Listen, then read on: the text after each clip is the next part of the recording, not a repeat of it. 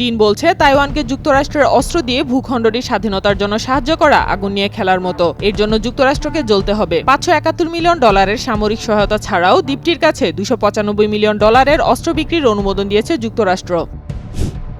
ইউক্রেনে হামলার পর থেকেই রুশ হুমকির মুখে আছে ইউরোপ। দ্বিতীয় বিশ্বযুদ্ধের পর এই অঞ্চলে যুদ্ধের দামামা আতঙ্কিত করে রেখেছে গোটা অঞ্চলকে। আশঙ্কা করা হচ্ছে অদূর ভবিষ্যতে সামরিক জোট ন্যাটোর সঙ্গে সংঘাতে লিপ্ত হতে পারে মস্কো।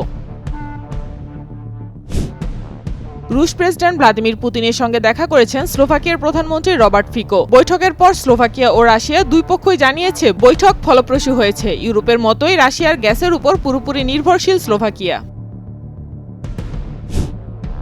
অবরুদ্ধ গাজা উপত্যকায় ইসরায়েলি হামলায় আরও 50 ফিলিস্তিনি নিহত হয়েছেন। রোববার ভোর থেকে গাজার স্কুল, হাসপাতাল ও তথাকথিত নিরাপদ অঞ্চলে দখলদার ইসরায়েলের বর্বর হামলায় হতাহতের এই ঘটনা ঘটে। পাবনার রূপপুর পারমাণবিক কেন্দ্রের প্রায় 4 বিলিয়ন পাউন্ড ঘুষ নেওয়ার অভিযোগে শেখ রেহানার মেয়ে ও যুক্তরাজ্যের মন্ত্রী টিউলিপ সিদ্দিকীকে জিজ্ঞাসাবাদ করেছে দেশটির মন্ত্রিসভার কর্মকর্তারা। দেশটির মন্ত্রী পরিষদ অফিসের ন্যায় এবং নৈতিকতা দল তাকে এই জিজ্ঞাসাবাদ করে।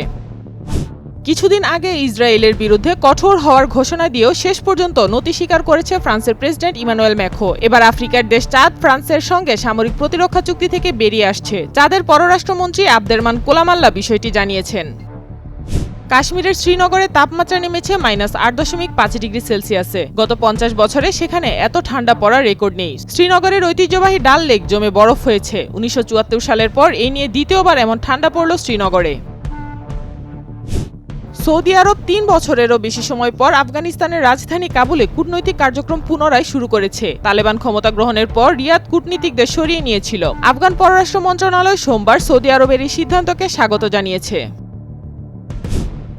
মধ্যপ্রাচ্য জুড়ে চলছে অস্থিরতা। গাজা, লেবানন এবং ইরানের সঙ্গে সংঘাতে জড়িয়েছে দেশটি। এবার ইয়েমেনের সঙ্গে যুদ্ধে জড়ানোর হুমকি দিয়েছেন ইসরায়েলের প্রধানমন্ত্রী বেনিয়ামিন নেতানিয়াহু। চলতি সপ্তাহে তেল আবিবে ক্ষেপণাস্ত্র হামলা চালিয়েছে হুতিরা। বিয়ের কিছুদিন পরেই ব্যবসায়ী স্বামী ও তার পরিবারের বিরুদ্ধে মামলা করে আপোষ মীমাংসায় পান 75 লাখ রুপি। এরপর আরও দুবার বিয়ে ভেঙে স্বর্ণালঙ্কার ও 46 লাখ টাকা হাতিয়ে নেন ভারতের জয়পুরের সীমা ওরফে নিক্কি। তাকে বলা হচ্ছে লুটকারী কনে।